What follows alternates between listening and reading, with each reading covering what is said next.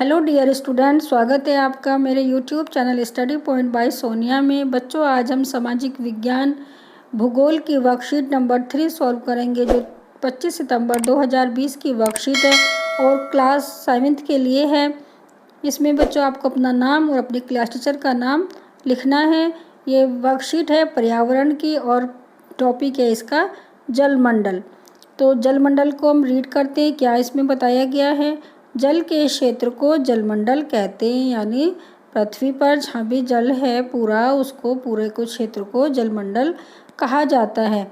यह जल के विभिन्न स्रोतों जैसे नदी, झील, समुद्र, महासागर आदि जैसे विभिन्न जलाशयों से मिलकर बना होता है। पूरा जलमंडल किस किस से मिलकर बना होता है? नदी, झील, समुद्र, महासागर, इन सब से मिलकर पूरा जलमंडल बना होता है। यह सभी प्राणियों के लिए आवश्यक है और सभी प्राणियों के लिए आवश्यक है, क्योंकि इस जल के बिना प्राणी जीवित नहीं रह सकते हैं। पानी 3 अवस्थाओं में हो सकता है, ठोस, तरल और गैस। यानी जो पृथ्वी पर पानी है वो 3 अवस्थाओं में हो सकता है। ठोस जो है वो बर्फ़ के रूप में, तरल यानी लिक्विड जो आपको पानी देखते हो आप, वो लिक्विड होता है, तरल होता है। गैस के रूप में कैसे? वाष्प के रूप में, भाप के रूप में जो धरती पर पानी होता है। तो पानी 3 अवस्थाओं में होता है, ठोस, द्रव और गैस। निम्नलिखित जल स्रोतों की पहचान कीजिए। तो आपको जल स्रोत दिखाए गए हैं, उनकी पहचान करनी है। बेटा ये पिक्चर भी दी गई है। पिक्चर में आपको दिखाया गया है वायुमंडल। ऊपर जो है वायुमंडल है, जो पानी वाला क्षेत्र है उसको हम जलमंडल कहते हैं और धरती वाले क्षेत्र को कहते हैं स्थलमंडल। और जहाँ पर जीवन होता है, जहाँ पर हमारे जीवन के लिए सब चीज़ें होती है, वायु, पानी और धरती, इसको कहते हैं हम जैवमंडल। तो अब जल स्रोतों की हम पहचान करेंगे, कौन कौन से जल स्रोत हैं ये। तो बेटा ये वाला जल स्रोत, सबसे फर्स्ट वाला जल स्रोत है हमारा कौन सा? पर्वत। ये पर्वत हैं। पर्वत पर जो है पानी ठोस के रूप में रहता है, यानी बर्फ़ जमी रहती है। दूसरा है सागर। ये आपको सागर की पिक्चर लग रही है, समुद्र लिख सकते हैं इसको। तीसरा है ये बेटा, इसको नदी।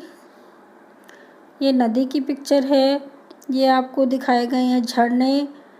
ये झरने की पिक्चर है। उसके बाद ये नीचे वाली पिक्चर है, ये नहर है। इसको आप बेटा झील लिख देंगे, झील की पिक्चर है ये। तो ये आपकी 6 पिक्चर हो गई हैं। फर्स्ट पिक्चर पर्वत की, दूसरी सागर की, थर्ड झील, फोर्थ नदी, फिफ्थ झरने और नीचे वाला नहर। नेक्स्ट इसमें दिया गए हैं क्वेश्चंस पूछे गए हैं। आपने पानी को कहाँ और किस रूप में देखा है, इसके बारे में लिखिए। तो आपने पानी देखा है कहाँ बेटा? पानी देखिए आप, नदियों में देखा है, नहरों में देखा है, और जहाँ भी आपने सागर में देखा है या तालाब में देखा है तो आप इसमें लिख सकते हैं कि पानी को हमने तालाब में, नदी, तो यहाँ पे आप लिख सकते हो। और किस रूप में देखा है? हमने तरल रूप में देखा है। द्रव को हम द्रव भी कहते हैं, द्रव रूप में देखा है हमने पानी को। यदि आप पहाड़ों पर गए हैं तो आप पहाड़ों के पानी को लिख सकते हैं, हमने उसको ठोस रूप में देखा है। पर्वत लिख दीजिए, पर्वत पर हमने ठोस रूप में देखा है, यानी बर्फ़ के रूप में।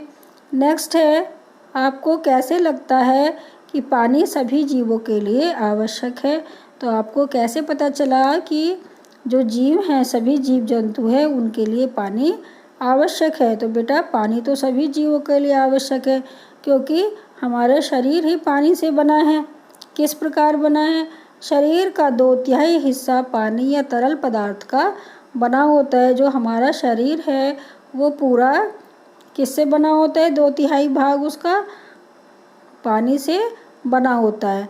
रक्त, जिसे हम मानव जीवन की रेखा कहते हैं, यानी यदि हमारे शरीर में रक्त नहीं होगा तो हम मर जाएंगे, तो ये जीवन रेखा है। रक्त क्या है? शरीर की जीवन रेखा।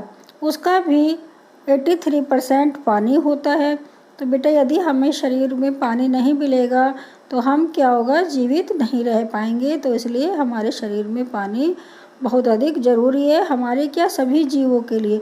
पौधों के लिए भी पानी बहुत ज़रूरी है। यदि पौधों को हम कई दिन तक पानी नहीं देते हैं तो वो भी सूख जाते हैं। तो सभी जीवों के लिए पानी बहुत अधिक महत्वपूर्ण है।